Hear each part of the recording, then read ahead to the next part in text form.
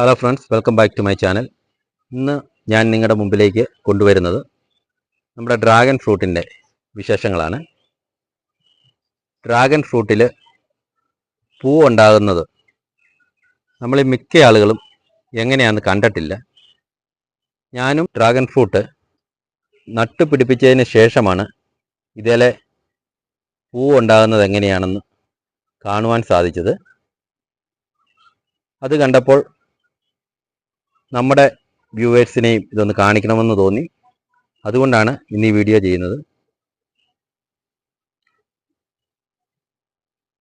ആദ്യമായി ചാനൽ കാണുന്നവർ ഒന്ന് സബ്സ്ക്രൈബ് ചെയ്യാൻ മറക്കരുത്.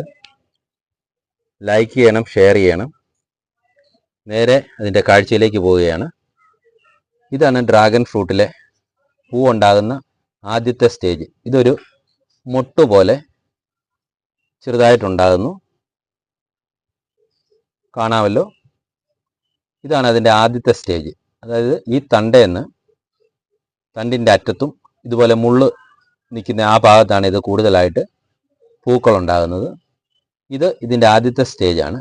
അതിൻ്റെ രണ്ടാമത്തെ സ്റ്റേജ് ഒരു 3-4 ദിവസം കഴിയുമ്പം ആ മുട്ട് ഈ അവസ്ഥയിലേക്ക് വരും. ഇത് രണ്ടാമത്തെ സ്റ്റേജാണ്. അത് കഴിഞ്ഞൊരു 2-3 ദിവസം കഴിയുമ്പോൾ വീണ്ടും ആ പൂ വളർന്നുകൊണ്ടിരിക്കും. ഇങ്ങനെ ആണ് ഏകദേശം ഡ്രാഗൺ ഫ്രൂട്ടിൻ്റെ പൂ റെഡിയായി വരുന്നത്. അതിനുശേഷം ഉള്ള അവസ്ഥയാണ് ഈ കാണുന്നത്. ഇത് ഏകദേശം ഫ്രൂട്ട് സെറ്റാകാനുള്ള ആ ഒരു അവസ്ഥയിലേക്കായിരിക്കുകയാണ്. മുമ്പേ നമ്മൾ കണ്ട ആ അവസ്ഥയിൽ നിന്ന് ഇതുപോലെ നീളത്തിൽ പൂവായിട്ടിത് റെഡിയാവും. ഈ കാണുന്ന ഈ പൂ ഇവിടം വെച്ച് ഇതങ്ങ് കൊഴിഞ്ഞു പോയിട്ട് ഈ കാണുന്ന ഭാഗമാണ് നമ്മുടെ ഡ്രാഗൺ ഫ്രൂട്ടായിട്ട് സെറ്റാകുന്നത്. ഇത് ഏകദേശം റെഡിയാകാൻ വേണ്ടി 1 മാസം സമയമെടുക്കും. ഈ 1 മാസം സമയം കൊണ്ട് നമ്മൾ കണ്ട ആ ചെറിയ അവസ്ഥയിൽ നിന്ന് ഇതുപോലെ പൂവായിട്ട് ഫ്രൂട്ടായിട്ട് നമുക്ക് പറിക്കാൻ കഴിയും. ഇതാണ് ഡ്രാഗൺ ഫ്രൂട്ടിൻ്റെ ഒരു രീതി. ഇത് നമ്മൾ ഇന്ന് വീഡിയോ ചെയ്തത്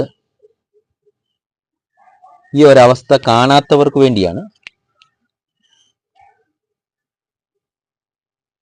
നമ്മൾ നട്ട ഡ്രാഗൺ ഫ്രൂട്ടിൽ ഇങ്ങനെ ഉണ്ടായപ്പോൾ നമ്മുടെ വ്യൂവേഴ്സിനെയും കൂടെ ഇത് കാണിക്കണമെന്ന് തോന്നി. അതാണ് ഇന്ന് ഈ വീഡിയോ ചെയ്യാൻ കാരണം.